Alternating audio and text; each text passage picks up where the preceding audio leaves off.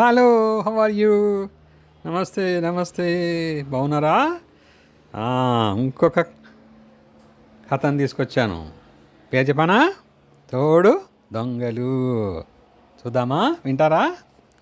ఇంకెందుకు మరి మొదలు పెడతాను. అనగా అనగా మా లోకంలో ఒక గొర్రెల కాపరి ఉండేవాడు. ఒకనాడు రోజులాగే మందని మేతకి తీసుకెళ్ళాడు. అవి మేత మేస్తుంటే వాటి మీద కన్ను పెట్టి ఈల పాట పాడడం ఆరంభించాడు. అప్పుడు మంద విడిచిన ఒక గొర్రె ఎందుకనో దూరంగా నడిచి పోసాగింది. ఏయ్, అలా వెళ్ళకు అని కాపరి అరిచాడు. కానీ ఆ గొర్రె వాడి అరుపు విననట్లే ముందుకు అడుగు వేసింది.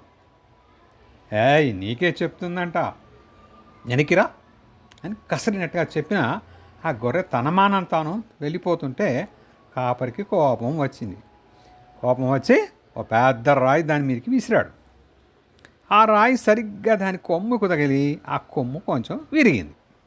అమ్మో, చచ్చిన్రా అంటూ ఆ గొర్రె వెనక్కి మందలోకి వచ్చేసింది. అది గట్టిగా ఏడుస్తుంటే బిగ్గరగా దగ్గరికి వెళ్ళి దాని విరిగిన కొమ్ము చూసి కాపరికి భయం వేసింది. యజమాని చూస్తే తిట్లే కాదు, రెండు అమ్మ పెట్టేవి కూడా తగులుతాయి అని ఆ కాపరి గొర్రెతో, నా తల్లివి కదూ, నేను కావాలని అంత గట్టిగా రాయి విసరలేదు, చేయి జారింది, నువ్వు యజమానితో చెప్పకే, ఇంటికి నేను మోసుకెళ్తా అని గొర్రెని బ్రతిమిలాడాడు. ఆ గొర్రె సరే అంది.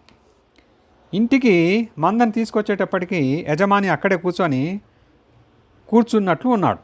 అక్కడే కాచుకొని కూర్చున్నట్లు ఉన్నాడు. రోజు పత్తా లేనివాడు ఇవాళ పని లేకుండా కూర్చోవాలా అనుకున్నాడు కాపరి. వస్తాను బాబుగారు అని గబగబా ఇంట్లోకి వెళ్ళిపోబోయాడు. అంతలోనే ఎలా కనిపెట్టేశాడో, ఉండరా అని యజమాన్ని కేకేశాడు అతన్ని. వెనుతిరిగి ఆ కాపరి అక్కడికక్కడే నిల్చుండిపోయాడు. అవును, ఆ గొర్రె కొమ్ము ఎలా విరిగింది అని యజమాని అడిగాడు. ఏ గొర్రె బాబు అని కాపరి ఏమీ తెలియనట్లు అడిగాడు. వేదావా, ఈ గొర్రెరా, ఇలాగేనేంటి కాపలా కాస్తున్నావు? దేనికైనా కాలు విరిగినా నువ్వు చూడకుండానే తీసుకొచ్చేస్తావా అని కొంచెం గదమాయించినట్లుగానే అడిగినా, నాకు తెలియదు బాబు, ఇంటికాడ ఎప్పుడూ అయి ఉంటుంది అని కాపరి బుకాయించబోయాడు.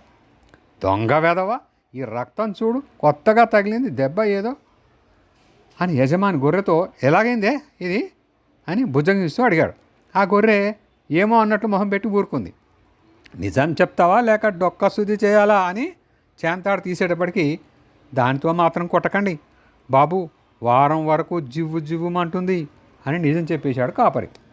తోడు దొంగల్లారా, మీకు తగిన శాస్తి చేయాలి అని యజమాని కాపరిని ఉద్యోగం నుంచి తీసేశాడు. ఆ గొర్రెనేమో ఆ రోజుకి వంట చేసుకుందామని కసాయి వాడికి అప్పగించాడు. బాబు అని కాపరి కాలు పట్టుంటే, ఈ పని నేను ముందే చేయాల్సింది అని వాడిని పొమ్మనేశాడు. మా లోకం నీతి ఏంటంటే, తప్పు చేశాక వెంటనే ఒప్పుకోవడం మంచిది. లేకపోతే చూశారు కదా తోడు దొంగలకు ఏమైందో, అది అన్నమాట. బాగా నచ్చిందా? Thank you. మళ్ళీ కలుసుకుందాం మరో కథలో. మీ జయప్రకాష్.